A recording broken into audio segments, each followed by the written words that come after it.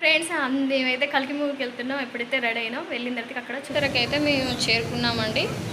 Movie థియేటర్కి దగ్గరికి వచ్చినాం. చూడండి మొత్తం కోలాహలంగా ఉంది. మేమైతే చాలా ఎగ్జైటింగ్గా ఫీల్ అవుతున్నాం. మేము 2-3 ఫ్యామిలీలు కలుసుకొని పోయినాం. మేము చూసి దాని రివ్యూ ఎలా ఉందో చెప్తాం. స్టార్ట్ అయింది మూవీ. మహాభారత హిస్టరీ ఆ శ్రీకృష్ణుడు ఏంటి, అర్జునుడు ఏంటి, వాట్ ఎవర్, అసలు మనం ఇంతవరకు కూడా కల్పన చేయలేనటువంటి స్టోరీని తీసుకోవడమే కాకుండా అందులో డివోషనల్ టచ్ ఇచ్చుకుంటూ ఏంటి అసలు నాది చేయాలి. అసలు చెప్పండి శ్రీనివాస్, అసలు మీ యొక్క ఉద్దేశం ఏమనుకుంటున్నారు అసలు? ఈ రోజు సినిమాలో అమితాబ్ బచ్చన్ చేసిన రోల్ అనేది అసలు ఆయన పోతే నా లాగా వర్ణించలేని ఆ హైట్, ఆ పర్సనాలిటీ, ఆ యాక్టింగ్. ఎంత వయసు వచ్చినా కానీ, సంవత్సరాలకు వయసు వచ్చినా కానీ ఈ విధంగా తీసుకుంటే అమేజింగ్ అది. సో అందులో Prabhas character last picture twist మాత్రం అది మామూలు లేదు కదా. ఆ ఇచ్చి ట్విస్ట్ ఏంది ఏమనుకుంటా అసలు నా సోదరుడు అని అంటేసరికి అందరూ షాక్. వాడుతున్న బాణాన్ని తను పట్టుకొని ఆ పవర్ తనకు రావడం, దాని లాస్ట్ ఇచ్చిన ఒక చేసిన ఒక ఫైట్ కానీ అలాంటి సీన్ కానీ అదిరిపోయేట్టుగా చేశాడు. కానీ ఇంకా అద్భుతం ఏంటంటే ఇంకా రాబోయే ఇంకా నెక్స్ట్ ఎపిసోడ్ ఏ విధంగా ఉండబోతుంది అద్భుతంగా చూస్తుంది. బంపర్ అంటే బంపర్. అసలు ఇలాంటిది మన ఇండియన్ ఇండస్ట్రీలోనే ఈ టైప్ ఆఫ్ రాజు, అది కూడా మన సౌత్ ఇండియన్ నుంచి రావడం, అది కూడా మన తెలుగు వాడే ఉండడం, ఈ ఇండియన్ డైరెక్ట్ తీసుకుంటే అది ఫస్ట్ రాజు తీసుకుంటూ దాని తర్వాత మనకి నెక్స్ట్ తీసిన మూవీలో ఉన్న ఆయన నెక్స్ట్ పడతారు మన సౌత్ ఇండస్ట్రీ నార్త్ ఇండస్ట్రీ ఎట్లాగా ఇప్పటికి డబ్బులు తక్కువ చూసింది. కానీ ఈ టైంలో మా రాజమండ్రి డిస్క్రిప్షన్ అప్పటి నుంచి బాలీవుడ్ లో ఉన్న వాళ్ళకైతే బాలీవుడ్ లో ఏదైనా సినిమా వస్తే అది మనదే ఉండాలి అన్నట్టుగా మనలో ఇంత క్రియేటివ్ చేసి ఇంత గొప్పగా చేయడం అనేది అది అమేజింగ్. యుద్ధం చేసేస్తే ఇక్కడ నిజంగా యుద్ధం చేసిన ఫీల్ అనిపిస్తుంది. నాగలక్ష్మి చేసినటువంటి కల్కి మూవీలో ఆ ప్రపంచంలోనే మీరు ఇంకా ఉన్నారు, ఇంకా బయటికి రాలేదు.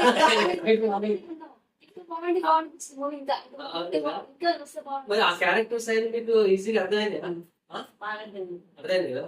ఇప్పుడు ఇవన్నీ చూసుకుంటే అసలు మళ్ళీ పురాణానికి వెళ్ళి కొన్ని తెలియని విషయాలు తెలుసుకోవాలనిపిస్తుంది. అసలు వాళ్ళ టైంలో ఎట్లా ఎట్లా ఉంది ఇప్పుడు చూడాలి. ఇంకా చెప్పండి ఎలా ఫీల్ అవుతున్నారు అసలు? అసలు ఈ యొక్క మూవీ చూడగా అద్భుతం. అసలు ఎంత వండర్ అంటే ఇట్లా వండర్ లాగా సృష్టించిన మన తెలుగు ఇండస్ట్రీలో పెద్ద బ్లాక్ బస్టర్ హిట్ అవుతుంది. నాకు ఇప్పుడు కూడా ఆ వండర్ నుంచి ఎందుకు వచ్చిండ్రా అనిపిస్తుంది.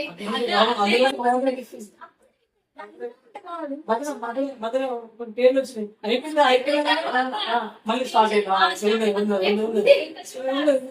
అసలు అశ్వత్థామ క్యారెక్టర్ ఎప్పి పడిసి అసలు అమితాబ్ బచ్చన్ ఎప్పి ఏ వండర్ ఇప్పిండి అసలు సూపర్ సూపర్ సూపర్. నాకు ఇంకో పేరు లేదు. ప్రభాస్ అంటే తోపు అంతే. ఇంకా క్యారెక్టర్ ఈ మూవీ చూస్తున్నారు కదా మేడం, ఈ మూవీ చూస్తున్నారు కదా, అసలు ఈ మూవీ చూసుకునేంతసేపు హీరో ప్రభాస్ అనిపిస్తుందా లేకపోతే అమితాబ్ బచ్చన్ అశ్వత్థామ?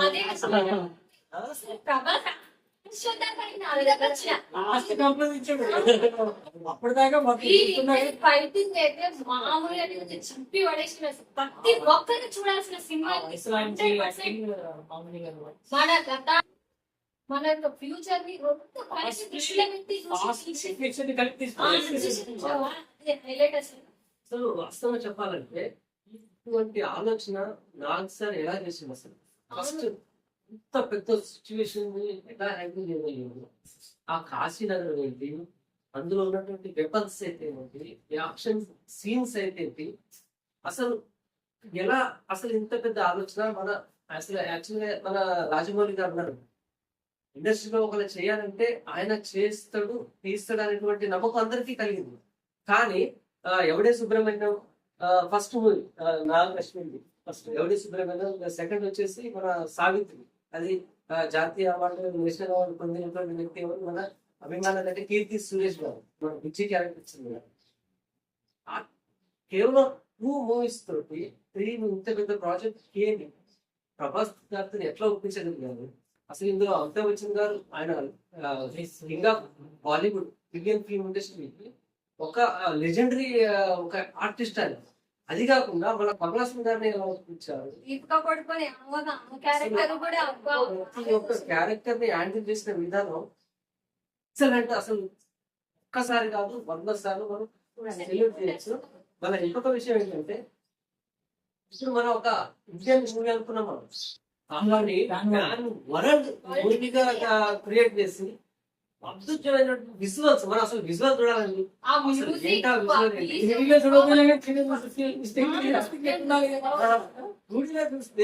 చూసిన ఫీలింగ్ కలిగింది. అసలు ఆ విజువలైజేషన్ ఏంటి, క్యారెక్టరైజేషన్ ఏంటి, ప్రతి ఒక్క పాత్ర ఎవరికైతే ఆ పాత్ర ఇచ్చారో వాళ్ళ ఆ పాత్రకి న్యాయం చేసిన విధానం అయితే ఏంటి, అసలు ఆ స్టోరీని గింత కూడా ఒక కన్ఫ్యూజన్ లేకుండా అర్థమయ్యేట్టుగా తీయడం. అసలు ఒక విషయం చెప్పాలంటే, వాస్తవంగా చెప్పాలంటే ప్రతి ఒక్కరు ఈ మూవీ చూడాలి, తప్పకుండా చూస్తారు. కాకపోతే ఫస్ట్ స్టార్టింగ్ నుంచి మాత్రం చూడండి. స్టార్టింగ్ ఒక 10 నిమిషాలు, ఒక్క 10 నిమిషాలు స్టార్టింగ్ లో అసలు ఏమనిపిస్తుంది అంటే మహాభారత యుద్ధం, కురుక్షేత్ర యుద్ధం మనం వింటూనే ఉన్నాం. కానీ కళ్ళకి అద్దినట్టుగా చూసిన విధానం అసలు ఎంత వండర్ఫుల్ అండి. ఎందుకు చెప్పాలి ప్రభాస్ కి అటు సలార్కి టైం అంటే జరుగుతుంది, ఇంటర్ టైం జరుగుతుంది. అసలు ఆయన కథ ఏం చదువు ఈ టైం తీయడం. ఇంకొక విషయం చెప్పాలంటే ఎంత మైథలాజికల్ మూవీ అయినా, సైన్స్ ఫిక్షన్ అయినప్పటికీ కూడా ప్రభాస్ తీసుకున్న క్యారెక్టర్ మెయిన్ గా చెప్పాలంటే అందులో ఆయన క్యారెక్టర్ ఒక వాల్యూస్ లాస్ట్ లో హైప్ ఇచ్చిండు. కానీ అసలు ఈ యొక్క మూవీ చూస్తున్నంత వరకు జస్ట్ ఆయన ఆడుతూ పాటు ఒక చిన్న క్యారెక్టర్ లాగానే అనిపిస్తుంటది. అసలు ఈయన ప్రభావం ఎప్పుడు వస్తుంది, మొత్తం హీరో అంతా అశ్వత్థామ అనుకునేటువంటి ఒక కాన్సెప్ట్ లోనే వెళ్ళిపోతున్నాం. కానీ అది పక్కన పెడితే ఇలాంటి మూవీలో కూడా ఆయనతో కామెడీ టైమింగ్ పండించిన విధానం మాత్రం చాలా అద్భుతం. ఆయనకి బుచ్చింది సపోర్ట్ ఇంకా అద్భుతం. అసలు ఆ కార్ ఒక విషయం, ఇంకొక విషయం గురించి మనం మాట్లాడుకుంటాం. ఏంటారంటే అసలు ఈ భైరవ బుజ్జి అనే ఒక యానిమేషన్ ఒక అర్ధ గంట ఒక ఫిల్మ్ వదిలాడు కదా ఓటీటీలో నాగ్సల్. అసలు అప్పుడు అనిపించింది ఏంది అసలు ఏం చేస్తుంది నేను ఆ బుజ్జి అని భైరవ క్యారెక్టర్ ఒక యానిమేషన్ మూవీ వదిలేను. అసలు స్టోరీ తెలిస్తే మరి చూడటానికి మనకి కిక్కే ఉంటది అని ప్రతి ఒక్కరు కలిగింది. అలా అని చెప్పేసి అది కూడా చూడలేదు. ఇది చూస్తే మనకి స్టోరీ ఉన్నదే అనిపించింది. కానీ ఒక ఉంది కదా కార్, బుజ్జి కార్ మేకింగ్ కోసమే ఆయన ఇదొక పార్ట్ ని వదిలేండు. కానీ మనం ఇంకొక వ్యక్తి కూడా యాక్సెప్ట్ చేయాలి. దీనికి సపోర్ట్ ఇస్తూ మన ఆనంద్ మహీంద్ర గారు ఈ బుజ్జి కార్ కోసం ఆనంద్ మహీంద్ర గారు రీసెంట్ టైప్ అయ్యి అది కూడా ఇండియన్ టెక్నాలజీ తోటి అసలు నాగ్ సార్ కి ఇంకొకసారి సెల్యూట్ తెలియజేయాలంటే ఈయన 100% ఒక విదేశాలు అయితే మన ఫారెన్ విజువలైజేషన్ వాళ్ళతో పెట్టకోకుండా కేవలం మన ఇండియన్ మన భారతదేశం ఒక క్వాలిటీని మెయింటైన్ చేస్తూ అంతా కూడా మన భారత్లో తయారు చేయొచ్చు. అది కూడా తక్కువ బడ్జెట్. అసలు ఈ మూవీ బడ్జెట్ ఎంత అనుకుంటుందో తెలుసా? అయ్యో తెలుసుకోవాలి. ఎందుకంటే ఈ మూవీ బడ్జెట్ కేవలం 6 నుంచి 700 కోట్లు మాత్రమే. ఇదే మూవీ హాలీవుడ్ స్టైల్లో తీస్తే కనీసానికి 2.5 నుంచి 3,500 కోట్ల రూపాయలు ఖర్చు అవుతుంది.